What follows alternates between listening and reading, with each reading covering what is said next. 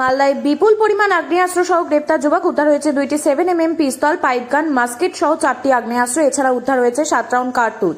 ঘটনায় গ্রেপ্তার করা হয়েছে মোহাম্মদ ফারুক নামে অস্ত্র কারবারিকে। গোপন সূত্রে খবর পেয়ে গভীর রাতে মালদহের মানিকচক থানার পুলিশ গোপালপুর পঞ্চায়েতের জেসারতলা এলাকায় মোহাম্মদ ফারুকের বাড়িতে হানা দেয়। রাত 2টো নাগাদ অভিযান চালায় পুলিশ। সেখানে লুকানো অবস্থায় থাকা বিপুল পরিমাণ আগ্নেয়াস্ত্র উদ্ধার হয়। ধৃত যুবক ফারুক কী উদ্দেশ্যে, কোথা থেকে এত বিপুল পরিমাণ আগ্নেয়াস্ত্র জমা করেছিল তা খতিয়ে দেখছে পুলিশ। আরও জিজ্ঞাসাবাদের জন্য তাকে হেফাজতে নেওয়ার আবেদন জানানো হয়েছে। পার্শ্ববর্তী ঝাড়খণ্ড রাজ্য থেকে আগ্নেয়াস্ত্রগুলি আনা হয়েছে কিনা তাও খতিয়ে দেখা হচ্ছে। ধৃত যুবক ফারুক সম্পর্কে জেলার কোথাও কোনো পুরনো অপরাধের রেকর্ড রয়েছে কিনা তাও খোঁজ নিয়ে দেখছে পুলিশ। কালকে মানিকচক পিএস একটা খবর পেয়েছে কি একটা বাড়িতে কিছু ইলিগাল আর্মস রাখা হয়েছে। তো ওই ইনফরমেশন ওয়ার্কআউট করতে মানিকচক পিএস টিম আপনার জেসারতলা আছে এক জায়গা, যে পোস্ট অফিস আছে শাহবাদতলা, ওখানে গেছে। একটা মোহাম্মদ ফারুক, যার বয়স আছে 21 বয়স, ওর বাড়িতে গিয়েছে। যখন বাড়িতে সার্চ করা হয়েছে, মোটামুটি আনুমানিক টাইম ছিল রাত্রিবেলায়, গম্ভীর রাতে 2টা থেকে 3টার মধ্যে। তো বাড়ি থেকে আমরা মোটামুটি 4টা ইলিগাল আর্মস আপনারা দেখতে পাচ্ছেন, ওটা আমরা পেয়েছি, সিজ করেছি। যার মধ্যে একটা আয়রন মেড 7mm গান আছে, একটা পার্সলি একটু ড্যামেজ 7mm আছে, একটা 1 শটার আছে, আর একটা পাইপ গান আমরা পেয়েছি। এর বাদ দিয়ে আমরা 6 রাউন্ড 8mm লাইভ অ্যামুনিশন যেখানে রাখা আছে, আর একটা 7.65 আমরা অ্যামুনিশন পেয়েছি।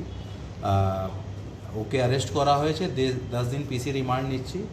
আর এই আর্মসটা কোথায় থেকে পেয়েছে, কি জন্য ইউজ করতো, কোনো গ্রুপ সঙ্গে ইনভলভ আছে কিনা, এসব আমরা ডিউরিং ইনভেস্টিগেশন খতিয়ে দেখি। বাড়ির পিছন থেকে কি রিকভারি হয়েছে? এটা বাড়ি থেকে রিকভারি। কি কারণে মজুত করা হয়েছিল জানা গেছে এখন? আগ্নেয়াস্ত্র কেন মজুত করা হয়েছিল ওটাই আমরা ইনভেস্টিগেশন করব। চूंकि এত 4টা আর্মস এক লোকের কাছে আছে, তো আমরা যে সন্দেহ করছি এটা কোনো গ্রুপের পার্ট হতে পারে। এটা আমরা ওর ভালো করে ইনভেস্টিগেশন করে দেখব কি এটা ওর ইন্ডিভিজুয়াল ছিল কি কারো ওর রাখার ছিল, या কিছু গ্রুপের পার্ট। প্রিভিয়াস কোনো ক্রিমিনাল রেকর্ড স্যার? এর আপাতত আমরা যে প্রাইমারি আমরা দেখতে পেরেছি, আপাতত কোনো রেকর্ড নেই। ফির भी আমরা অন্য থানাকে মেসেজ করে দেখব কি অন্য কোনো জায়গায় কোনো ক্রিমিনাল রেকর্ড আছে কি। ঝাড়খণ্ডের লিঙ্ক কোন স্যার? আপাতত ঝাড়খণ্ডের লিঙ্ক আমরা এস্টাবলিশ মতলব প্রাইমারি একদম আছে। এই আর্মস কোথায় থেকে মতলব নিয়ে এসেছিল, কাউকে দেওয়ার কথা ছিল বা নিজের কাছে রাখতো, এইসব আমরা খতিয়ে দেখব কি বিহার থেকে নিয়ে এসেছে কি ঝাড়খণ্ড বা এখানেই লোকাল। কোনো পলিটিক্যাল সাথে ইনভলভমেন্ট আছে স্যার? আপাতত যে আমি বলছি কি প্রাইমারি যে জানছি কি এটা কোনো গ্রুপের পার্ট হতে পারে, এটা আমরা আর ডিটেলস করে বলতে পারবো কি এটা মতলব কি ছিল, পিওর ক্রিমিনাল বা। মানিকচক একটা প্রকাশ্যে যেটা মার্ডার হয়েছিল, ওটার সাথে কি স্যার ইনভলভমেন্ট আছে? মানিকচকে এটা মার্ডার হয়েছিল স্যার? ওটা আমার আমি প্রাইমারি আমি জানি না, কিন্তু আমি রেকর্ডগুলো চেক করব কি ওর গ্রুপেরই পার্ট ছিল বা কী ছিল, ওটা আমরা অবশ্যই ইনভেস্টিগেশনে ডিউরিং। স্যার এটা মাস্কেট বলা যেতে পারে, এবং কেন মজুদ, বা এটা কি ব্যবহারের জন্য না বিক্রির জন্য?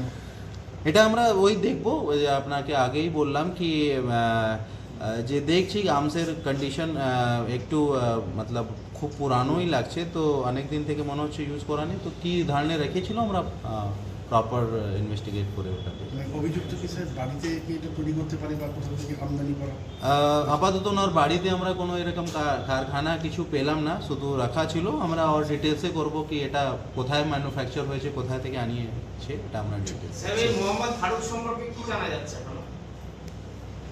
মোহাম্মদ ফারুক যে অ্যারেস্ট আছে, আমরা আপাতত ইনভেস্টিগেশন করছি। আর কোনো কি লিঙ্ক আছে, আমি বারবার বলছি কি লিঙ্ক আছে, আমরা ডিটেলসে দেখি। ঠিক আছে।